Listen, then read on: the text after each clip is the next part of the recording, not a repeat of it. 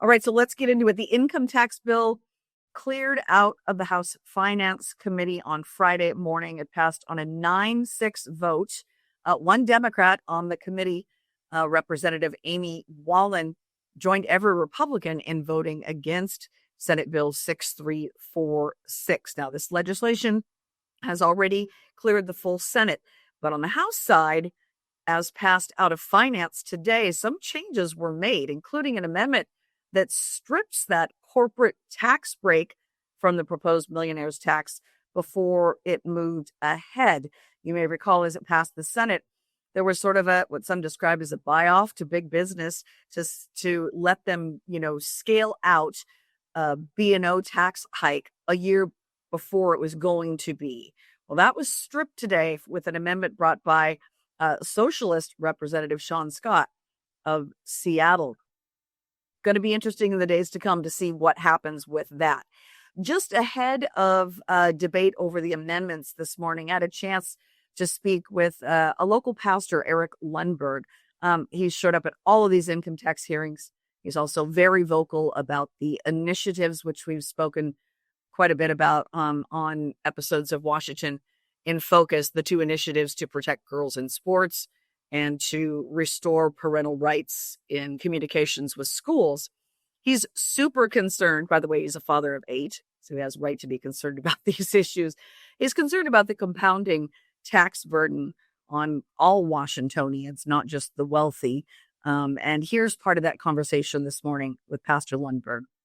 We're at a place in Washington State where we're kind of looking at a very disparaging future if we don't get citizen activism alive and well and moving and advancing here in the state to at least expose a lot of these things that are taking place, a lot of these bills, a lot of these financial downfalls and shortcomings that are very obvious to the citizenry. You don't have to be a financial whiz or have a financial degree to understand what's taking place is very dangerous. It's very frightening because it's, in a lot of ways, it's removing the future from our children. And my hope here is that the little that I'm doing can really bring awareness to the rest of the citizenry and also inspire others to engage in what matters to them and to see where we're going in this reckless spending season here in Washington. Just it's reckless spending habits that have got to be checked. They've got to be stopped. And it's really the citizenry that's going to do it. So again, as a reminder, Senate Bill 6346 would impose a 9.9% tax on income above $1 million a year annually. So you wouldn't be taxed on your income up to $1 million, but everything above that would be subjected to a 9.9% income or a combined household income of more than $1 million.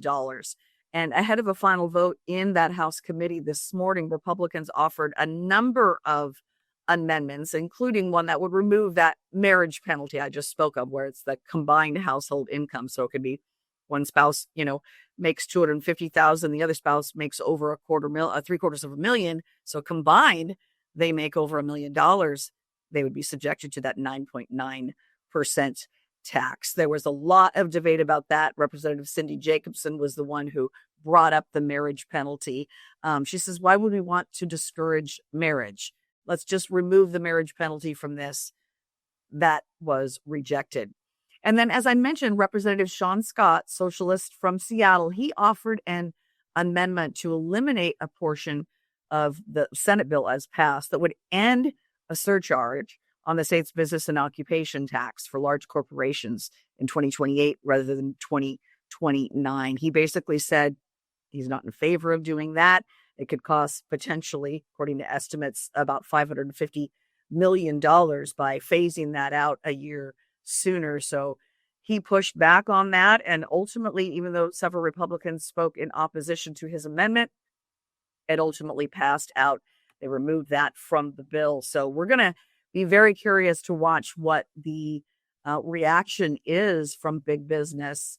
Many folks have suggested that, like Brad Smith and Microsoft, he's been very quiet about the millionaire's tax since his initial objections were raised, because this B&O tax amendment went in there, and then also the estate tax rollback.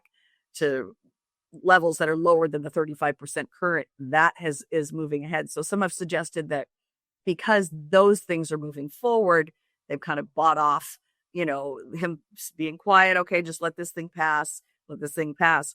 Going to be curious to see if some large corporations end up now speaking in objection to this. So just ahead of final passage, there was some passionate testimony, support from Representative Charlotte Mena here. Here's part of what she had to say just before final passage on SB 6346. This bill represents a significant step towards right-sizing our upside-down tax code and moving closer to a system that reflects the values of my district in the 29th. It is also a meaningful step toward fulfilling our promise to Washingtonians that this is a place where, if you work hard, you can build the life you want for yourself and your family. I was encouraged to hear testimony from millionaires who said they are ready and willing to contribute more. There seems to be broad recognition that Washington's tax system, designed nearly a century ago, is outdated. It no longer meets the needs of our state. It is contributing to growing income inequality, and it is fixable. Please vote yes. And then Representative Cindy Jacobson of Puyallup, who offered a couple amendments that were rejected today. She spoke pretty passionately about her own personal impacts, from other high tax things like capital gains in the state of Washington. She was pretty worked up. In fact, after the hearing, I had a chance to speak with her, and she was still very emotional, really, about this bill even moving forward. So this is Representative Cindy Jacobson. My oldest child packed up and moved to Tennessee over the capital gains tax. Capital flight is not a myth. People who make this kind of money are able to leave. They often have domiciles in other states that they can just change their address to. That's what we're doing. We're causing the innovators and the people who hire people to have to leave this state. And it's hit my family now 3 times over policies that this state has passed. So ultimately, the bill did pass on that 9-6 vote out of the House Finance Committee on Friday morning. I did get to speak with the lone Democrat, Representative Amy Wallen, after the hearing as to why, she so strongly objects. I put up an article on her website, thecentersquare.com/Washington today, that explains a little bit more about what she shared with me. I also had a chance today to catch up with Senator Deb Krishna-Dawson, one of the other Democrats.